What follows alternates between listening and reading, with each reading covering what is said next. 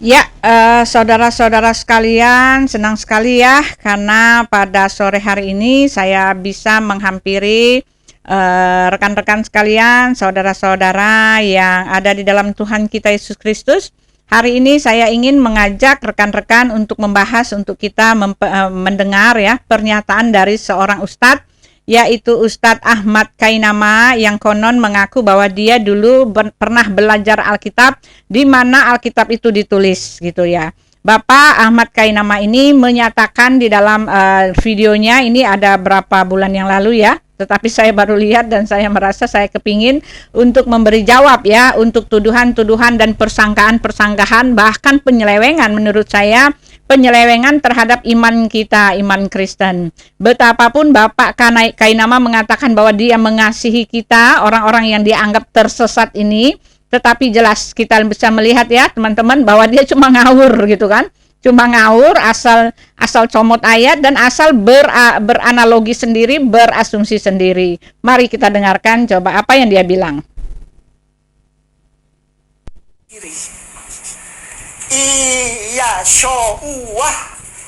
Yeshua ha Masiah, artinya Yeshua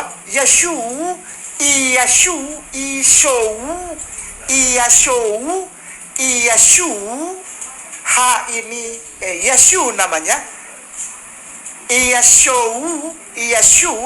namanya, lalu ha Masiah dibagi menjadi huruf he di sini dibacanya ha, yang artinya adalah the dalam bahasa Inggris, yang saya rasa agak sulit diartikan dalam bahasa Indonesia ya, karena the ini adalah conjunction the. Lalu yang ini Masiah, artinya Mesiah. Kata Mesiah inilah yang dipakai sebagai dalam bahasa Inggris Messiah, Mesias. Al-Masih, Masihu, artinya dalam bahasa Inggris Mesiah ini the anointed one. Jadi artinya Mesias artinya bukan Tuhan apalagi juru selamat. Nah, kata-kata dalam bahasa Ibrani ini ditranslate dan diadaptasi oleh orang Yunani menjadi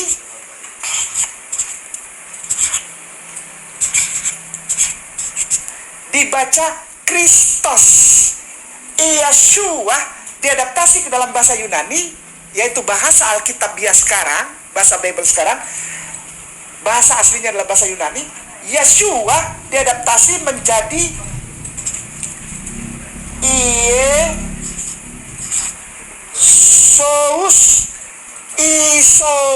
Iso, dasarnya tetap Isos, Hamasiahnya menjadi Kristos. Jadilah orang sekarang Kristen, saudaraku tersayang di Republik ini. Aku sayang kok, beneran, bukan bohong ya. Aku sayang Kristen Katolik menyebutnya Yesus Kristus. Salahkah itu? Bedakah itu Ustaz K? Tidak. Ini Isa Al-Masihu, Yeshua HaMasiah. Kalau kita blok huruf ini, kita pindahkan ke Google Translator, ke Arabik, keluarnya Isa Al-Masih. Ini nih, Yeshua HaMasiah. Nah, ketika ditranslate ke dalam bahasa Yunani, yaitu Yesus Kristus, artinya Yesus Nabi, the anointed one, seseorang yang diurapi, diangkat, dibaiat, ditahbiskan jadi seorang nabi, penyampai firman Tuhan kepada umat manusia, nabi. Jadi kalau dia yang bilang Yesus Kristus itu beda sama Isa alaihissalam, sama. Kenapa? Isa dalam Islam, Isa Nabi Allah, Yesus Kristus, Yesus Nabi artinya. Tidak ada yang bisa menyangkal. Kristus artinya bukan Tuhan, apalagi juru selamat. Tuhan dalam bahasa Yunani itu Theos. T besar ya. T ya. Lalu E ya. Itu seperti begini ya. Theos. Theos itu artinya Tuhan. Oleh sebab itu ada ilmu yang namanya teologi. Theos, logos. Logos artinya knowledge atau pengetahuan. Theos artinya Tuhan. Jadi sekolah tinggi teologi artinya sekolah tinggi mempelajari pengetahuan tentang Tuhan. Begitu. Theos Yesus Kristus, ya, dia Tuhan, bukan karena Tuhan bahasanya Theos. Ini disebut Kristus, artinya Nabi. Dia juru selamat umat manusia penebus dosa, bukan karena penebus dosa juru selamat. Bahasa Yunaninya disebut soter. So ada gereja atau rumah ibadah Kristen yang namanya soteria, artinya penuh keberkahan keselamatan, salvation. Jadi kalau dibilang Yesus adalah Tuhan dan juru selamat, salah. Yesus adalah Nabi, sama seperti Isa Al-Masih atau Yeshua HaMashiach. Enggak, dia Tuhan, dia yang mengadakan agama Kristen. Yesus gak pernah tahu agama Kristen. Dia gak pernah ada urusannya sama kekristenan. Ya, tidak pernah ada. Ya, Yesus, ya, secara validitas data actual, baik itu historical maupun secara teologikal. Sekali lagi, data valid, factual, historical, dan teologikal. Yesus tidak pernah jadi Tuhan dan juru selamat. Ya, baik. Kita baca sekarang yang kemarin namanya kitab Yohanes. Yohanes pasal 17 ayatnya yang ketiga. Di sana dikatakan begini. Inilah hidup yang kekal itu. Dalam bahasa aslinya itu surga Eden. Inilah Eden. Yesus mengatakan inilah hidup yang kekal itu, yaitu bahwa mereka mengenal Engkau satu-satunya Allah. Allah. Di dalam episode yang lalu saya sudah terangkan bahwa nama Tuhan tak pernah berubah, Allah. Yesus bilang begini, kalau kau mau masuk surga, berarti dan mengenal betul bahwa tidak ada Tuhan yang benar selain Allah. Inilah hidup yang kekal itu, yaitu bahwa mereka mengenal Engkau satu-satunya Allah yang benar, dan mengenal Aku, Yesus Kristus atau Isa Al-Masih, sebagai utusan Allah. Yohanes pasal 17 ayat 3. Itu kalau kau mau masuk surga, Yesus yang ngomong ya, bukan saya. Kalau kau mau masuk surga, ya, ini ya teman-teman, dari pernyataan dari Bapak Ahmad Kainama ini jelas membuktikan kepada kita bahwa sebetulnya yang tidak tahu itu Pak Ahmad Kainama gitu ya. Pak Ahmad Kainama ini tidak tahu gitu loh. Dia menyatakan bahwa Kristus itu artinya Nabi, tetapi Alkitab tidak ada yang menulis seperti itu. Di Alkitab kita tidak ditulis seperti itu. Di dalam Mesias juga dia mengatakan bahwa Mesias itu adalah yang diurapi. Memang betul Pak, untuk kata Mesias yang diurapi itu memang iya Pak. Memang iya, karena yang diurapi itu the anointed itu kan pada masa Raja Daud, Raja Salomo. Memang mereka raja-raja itu Pak, khusus untuk raja-raja yang diurapi dengan minyak. Ketika mereka diteguhkan untuk menjadi seorang raja, mereka diurapi dulu Pak dengan minyak oleh imam. Lalu imam meminyaki mereka itu dengan minyak, lalu dengan Roh Kudus, karena yang mengurapinya itu adalah imam. Oleh sebab itu imam raja yang diurapi itu dia bisa juga berperan sebagai nabi karena dia diurapi juga dengan Roh Kudus. Contohnya adalah Raja Daud, Raja Salomo gitu Pak. Nah, untuk itu, untuk pernyataan yang Bapak mengatakan bahwa Yesus itu adalah Mesias itu artinya nabi, itu sudah zaman dulu punya Pak. Zaman dulu yang diurapi itu adalah zaman dulu, zamannya Raja Daud. Dan untuk zaman sekarang, orang-orang Yahudi pada masa sekarang sama sekali tidak mengatakan bahwa yang artinya Mesias itu adalah hanya sekedar raja yang diurapi gitu loh Pak. Tidak hanya sekedar seperti itu. Karena Yesus itu Pak, sejak dia lahir, sejak dia belum lahir pun, dia sudah dikasih tahu oleh Maria. Nama Mesias untuk sekarang ini disebut anak Allah Pak. Maaf, sekali lagi saya katakan, Mesias itu sekarang artinya anak Allah. Sejak dia di dalam kandungan Maria pun, malaikat Gabriel sudah mengatakan, sesungguhnya engkau akan mengandung dan akan melahirkan seorang anak laki-laki, dan hendaklah engkau menamai dia Yesus, ya kan?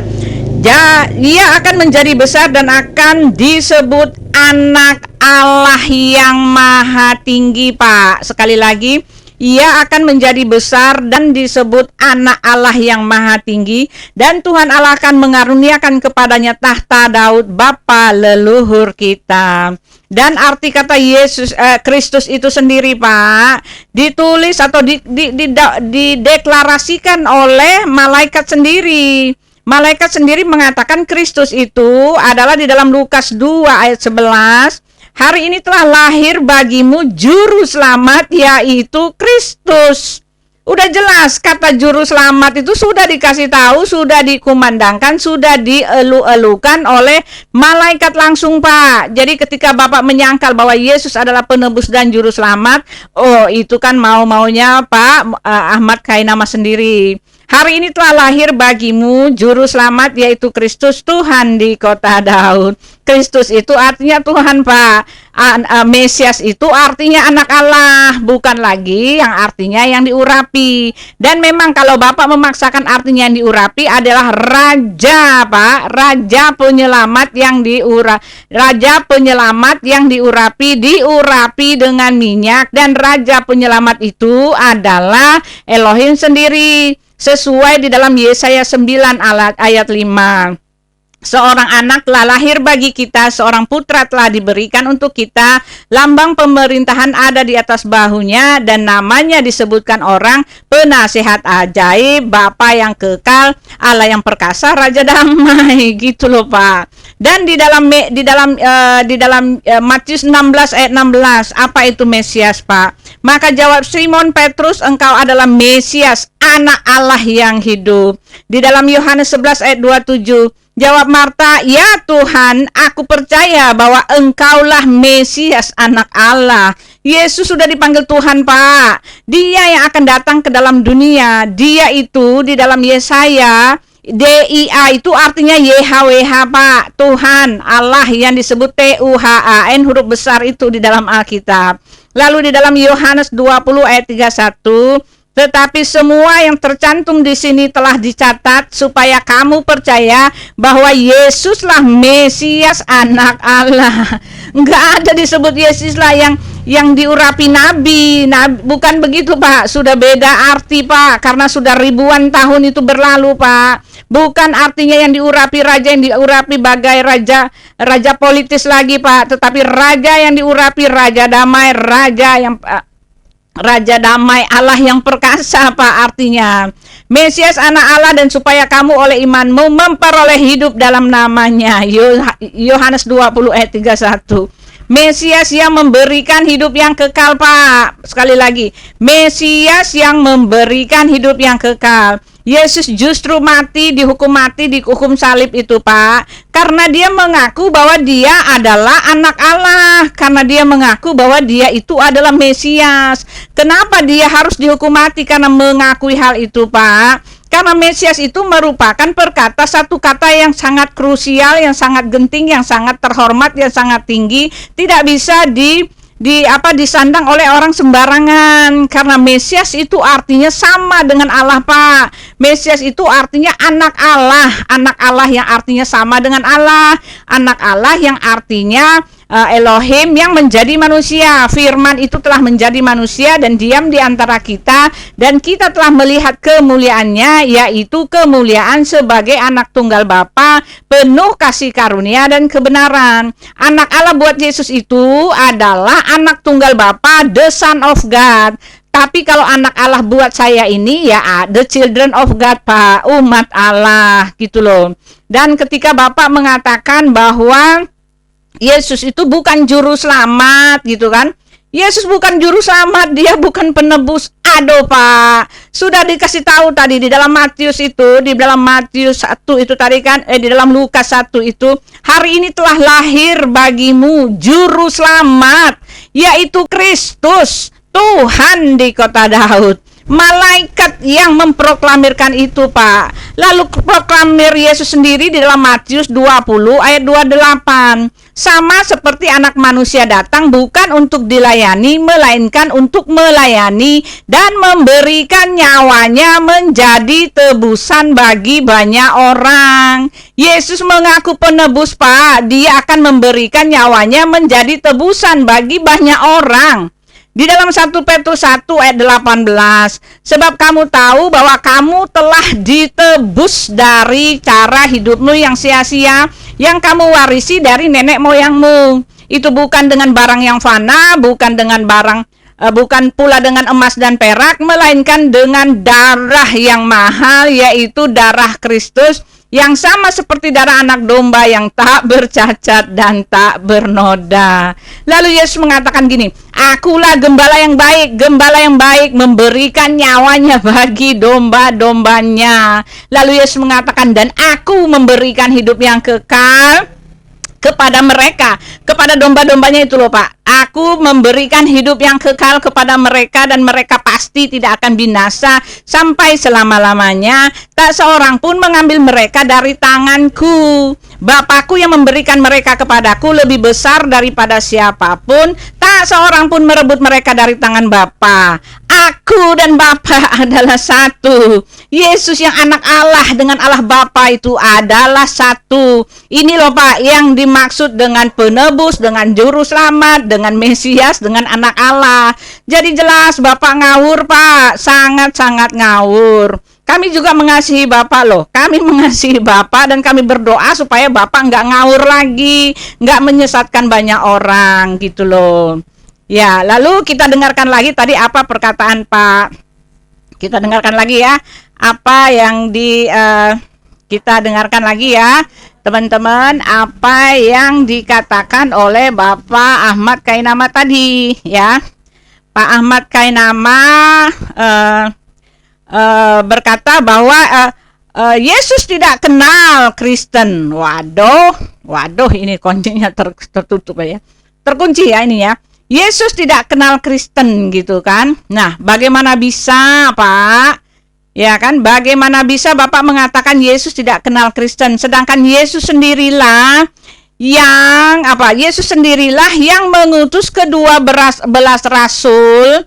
Yesus mengutus ke-12 rasulnya, lalu Yesus mengatakan Pak, Yesus memberikan amanat ya di dalam Matius 28. Yesus mendekati mereka dan berkata, kepadaku telah diberikan segala kuasa di sorga dan di bumi. Karena itu pergilah, jadikanlah semua bangsa muridku, dan baptislah mereka dalam nama Bapa dan Anak dan Roh Kudus, dan ajarlah mereka melakukan segala sesuatu yang telah kuperintahkan kepadamu. Dan ketahuilah aku menyertai kamu senantiasa sampai akhir zaman. Bagaimana Bapak Ahmad Kainama mengatakan Yesus nggak kenal Kristen Pak, sedangkan dia sendirilah yang menyiapkan kekristenan itu untuk dia setelah dia naik ke sorga. Dia telah menyiapkan murid-muridnya, para rasul itu, ke-12 muridnya itu untuk pergi untuk memberitakan kabar keselamatan Injil kerajaan Allah itu. Lalu dia mengatakan lakukanlah segala yang telah kuperintahkan. Yesus telah memerintahkan untuk memberitakan Injil Pak. Ketika dia naik ke sorga, barulah para murid itu mereka memberitakan Injil, kabar keselamatan itu. Gitu loh Pak. Dan Rasul Petrus itulah ya yang militan banget gitu loh. Ketika di dalam kisah para rasul itu, Rasul Petrus itu melaksanakan apa yang diperintahkan oleh Tuhan. Bapak tidak bisa bilang bahwa Matius 28 ini bukanlah firman Tuhan karena ada gembar-gembor katanya ini ayat palsu. Tetapi maaf Pak, hasilnya ada. Ketika Yesus naik ke sorga, murid-murid itu menjalankan apa yang diperintahkan oleh Yesus untuk mendirikan jemaat, untuk menyembah Dia sebagai Tuhan, gitu loh Pak. Ya, terima kasih. Lalu Bapak mengatakan di dalam ya, terima kasih, nanti kita lanjutkan lagi.